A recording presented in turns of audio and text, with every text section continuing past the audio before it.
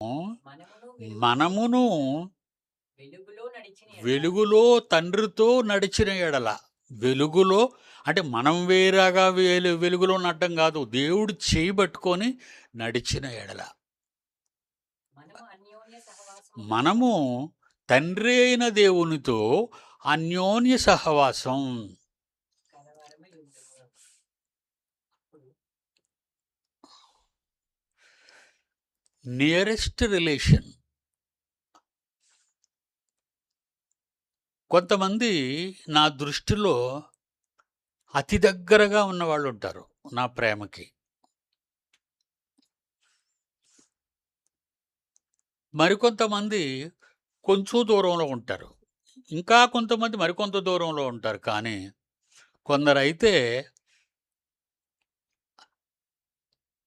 నా మనస్సులో ఉండరు వాళ్ళు. వాళ్ళెవరంటే దేవుని పనిని చేయనివారు, దేవునితో నడవనివారు, దేవునికి ఇవ్వనివారు, దేవునిలో తన కుటుంబాన్ని పాలించని వాళ్ళు, దేవునిలో తమ పిల్లలను పెంచనివారు, దేవుని కంటే ఎక్కువగా లోకజ్ఞానమును అభిమానించేవాళ్ళు, వీళ్ళందరూ కూడా వెలుగులో లేనివారు. గమనించండి, వీళ్ళెవరూ కూడా వెలుగులో లేరు. వాళ్ళు అనుకుంటారు మనం ఏం చేయలేం కదండి. ప్రతి మతస్థులు ఏముందండి, మనం చచ్చిపోతే దేవుని దగ్గరికి వెళ్ళిపోతాం. ప్రతి వాళ్ళ నోట మనం చచ్చిపోతే నరకానికి వెళ్దామని ఏ మతస్థుడు ఒక మాట అండవు.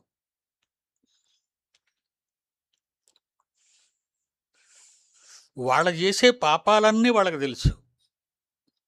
అలా చేసిన వాళ్ళు దేవుని దగ్గరికి, దేవుడున్న లోకానికి, అది కైలాసమో పరలోకమో వైకుంఠమో నువ్వు ఏ భాషలో మాట్లాడినా అక్కడికి పోవు. నువ్వు పోతావని అనుకుంటావు.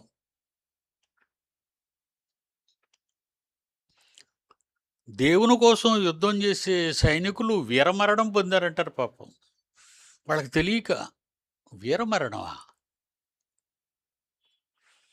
వీరమరణం పొందితే అర్జున అవార్డో లేకపోతే ఏటివనైనా నేషనల్ అవార్డ్స్, పద్మశ్రీయో పద్మవిభూషణో పరమవీర చక్రో ఇవిస్తారు బిరుదులు. అది దేశం కోసం ప్రాణాలు విడిచావు కనుక. దేశం కోసం చచ్చిపోయినంత మాత్రాన్న నువ్వు దేవుని దగ్గరికి వెళతావు అనేది వాళ్ళ తప్పుడు అభిప్రాయం. ఎప్పుడు ప్రపంచానికి నేను అదే చెప్తాను పబ్లిక్ మీటింగ్లో కూడా.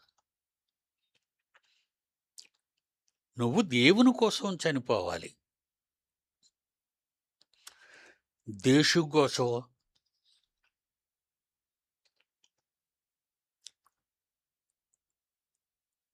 స్థలాల కోసం, ప్రజల కోసం,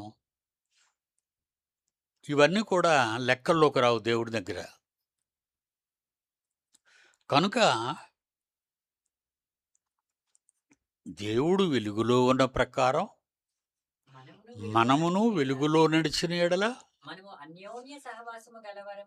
మనము దేవునితో అన్యోన్య సహవాసం, ఇలా కలిసి ఉంటాం చేలు పట్టుకొని. అది ఎంత గొప్ప భాగ్యం.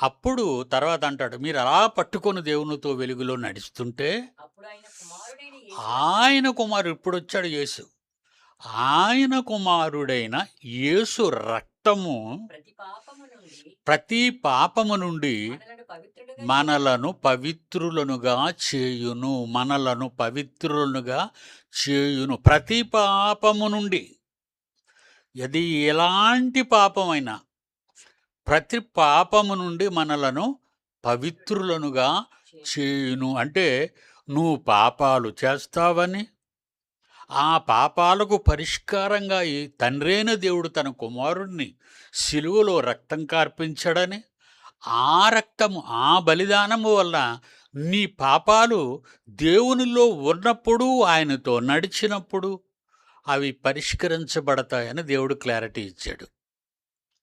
కిందకెళ్ళేసరికి మనం పాపము లేని వారమని వచనం చెప్పాలి కదరా. కంటిన్యూషన్ అవుతుంది. 8వ వచనం. కంటిన్యూషన్ 8వ వచనం.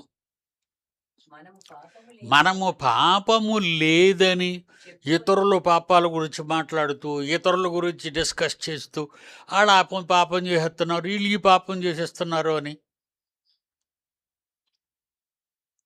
ఏమన్నాడు?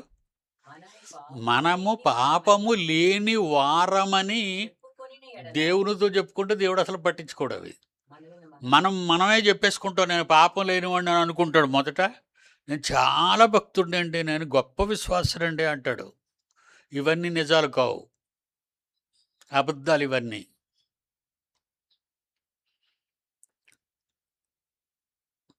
మనము పాపము లేనివారమని చెప్పుకుంటే ఒకవేళ మీరు కానీ నోరు కొంచెం టంగ్ స్లిప్ అయ్యి కానీ నేను పాపము లేనివాడనని నువ్వు చెప్పుకుంటే కింద చెప్తున్నాడు చూడండి, యాక్షన్ ఎలాగుంటుందో. మనలను మనమే మోసపుచ్చుకొని మనలను మనమే మోసపుచ్చుకుంటాం. మరియు మనలో సత్యము నీకు నువ్వే మోసం చేసుకుంటున్నావు. ఇంకా నిన్నెవడు బాగు చేయగలడు? నిన్నెవరు బాగు చేయగలరు? ఎవరు బాగు చేయలేరు. నిన్ను నీవే మోసం చేసుకుంటున్నావు. ప్రపంచంలో ఉన్న